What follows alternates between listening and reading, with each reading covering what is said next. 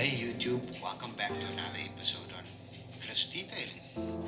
Regarding the detailing, I do have a special running supposedly till the end of June, but I think I will carry on with it for a week or two off in date balance, especially when it's 6 months ceramic coating. Don't miss out, guys. Protect your cars. Make sure that your paint stays as immaculate as it is. If it's not immaculate, we do polish your car anyway. That's all part of the package. Moving on, as you guys can see, this episode, the format of it is just different to every other episode that we have. That's because we don't have a story behind it. It's a beginning and possibly the beginning of an end. We have acquired a new car, the CITI GOLF. I really enjoyed building it. It was literally my all-time dream from when I was a child. It's not done. It's just that the car is not practical. I thought I could daily the car, but I'll go insane. So before I show you guys the whole series, this video is kind of all over the place. I've been recording it for maybe 3 months. Wasn't sure if I was gonna make a video, but I'll try to stitch everything as best as I possibly can.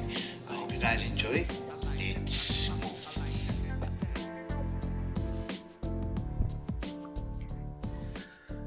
A little sneak peek. So we have acquired a 2008 Seat Leon Cupra. It was a swap for the caravan, which I might be regretting and I might not regretting. I do really like the car. I jumped in it anyway, looking at the values of the cars and thought, okay, I have a bit of space to play.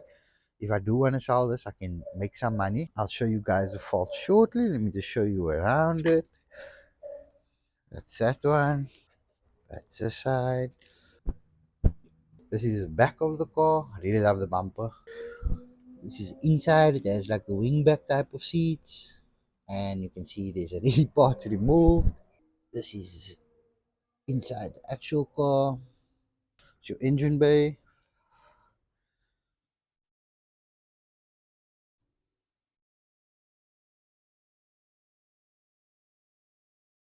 Okay, so that's the Seat Cupra. I'm not sure what I got myself into. I really do like the car. Concept of the car. Once I did my research on what the car is about, I was like, oh, I wouldn't mind owning one like this.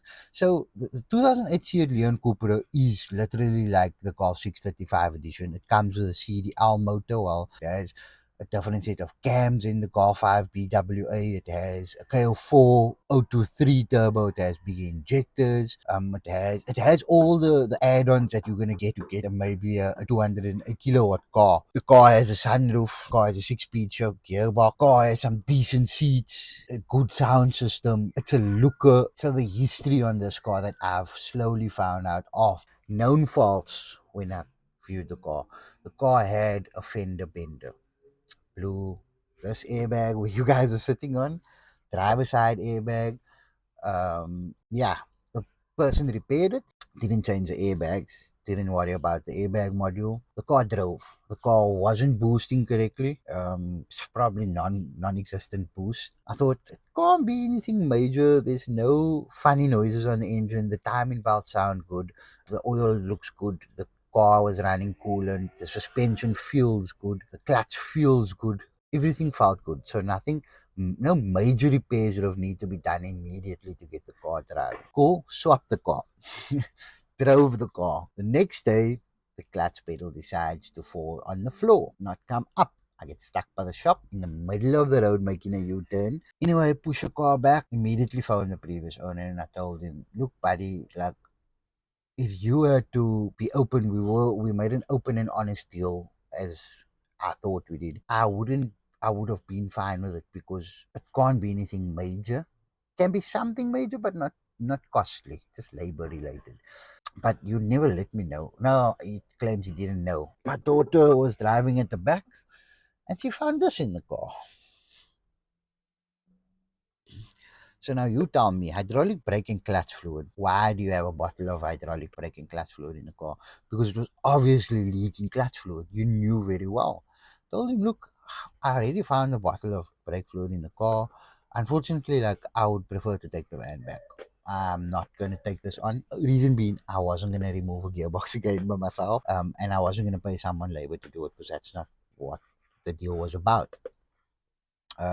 He's like, look, he feels bad. He's sorry. Like, what can we do? I told him, look, I'll sort it out. You give me my radio back. I really want. He said, no, look, it's fine. Take it to my mechanic. He'll sort it out. Car came back. I'm not even going to mention the person that worked on the car. While I drove the car, the brake fluid light came on, flashing, beeping, shouting at me. Stopped the car, opened. The guy didn't even put the cap on. He left a bottle in the engine bay on the intake. Car drove fine. Pulled the car in and realized there's a knocking noise when you turn hard to the left. And I was like, yeah, it starts. A knocking noise wasn't there because I drove the car. So instead of getting it boosting, now it's a knocking noise. So took the car to Jamil, left the car there, trying to figure out why is it not boosting. Car thoroughly for me. Went through it all. Spoke to another guy. This car has swapped hands 3 to 4 times past year to the whole time. No one can figure out why the car wasn't boosting. That was number one. Number two is the original BWJ, similar to a CDL motor, ran a bearing or something like that. And someone swapped the motor out for a not so good motor and then swapped it. And then that person got another motor and replaced the motor with it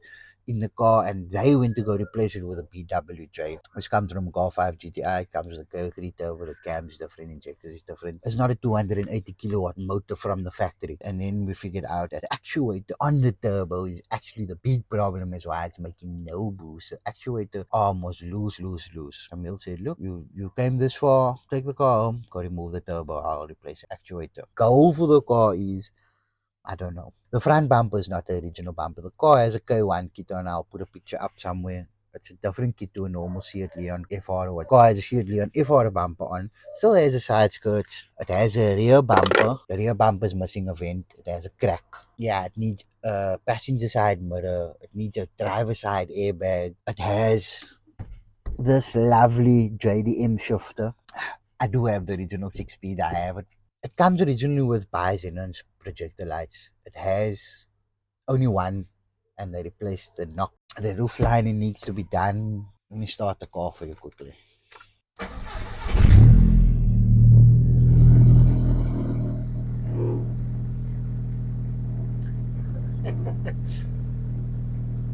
That's idle cold start.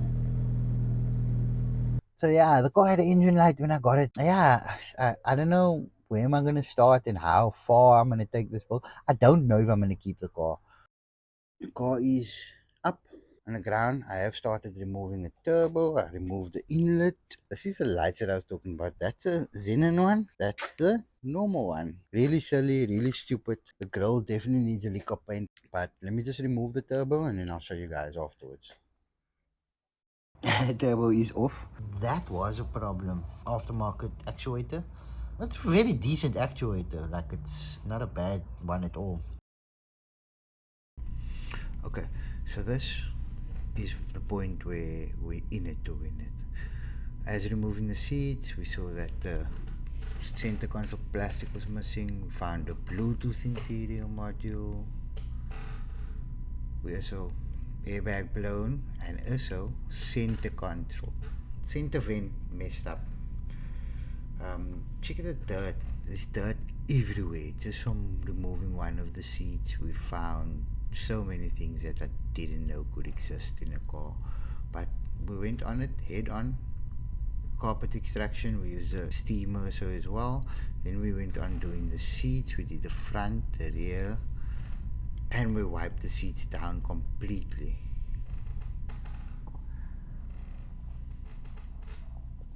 This is just one seat at the back.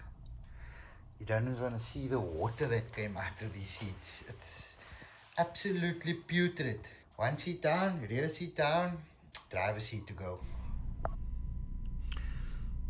While being in the motion, the wheels ended up coming off. The grill ended up coming off here. As you can see, the wheels is prepped. I'm going to paint it black again, just to give it a new lick of paint and some new life.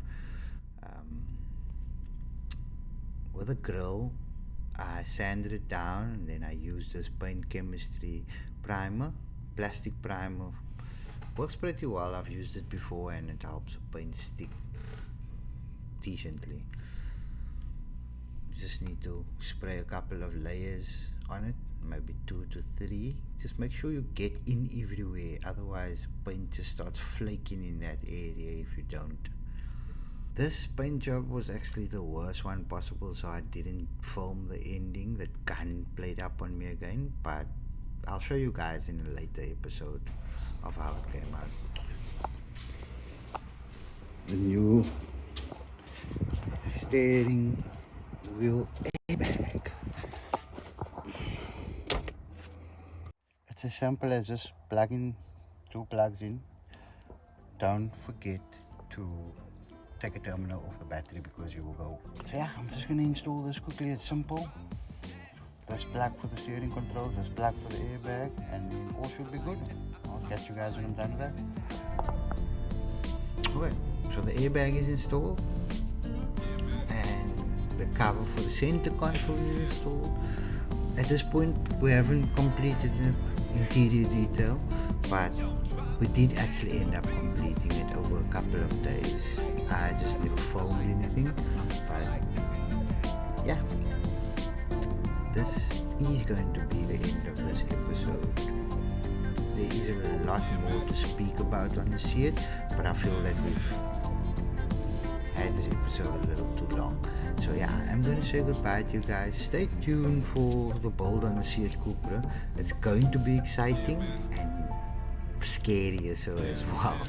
But yeah, until then, I'll catch you guys in the next episode. Peace out.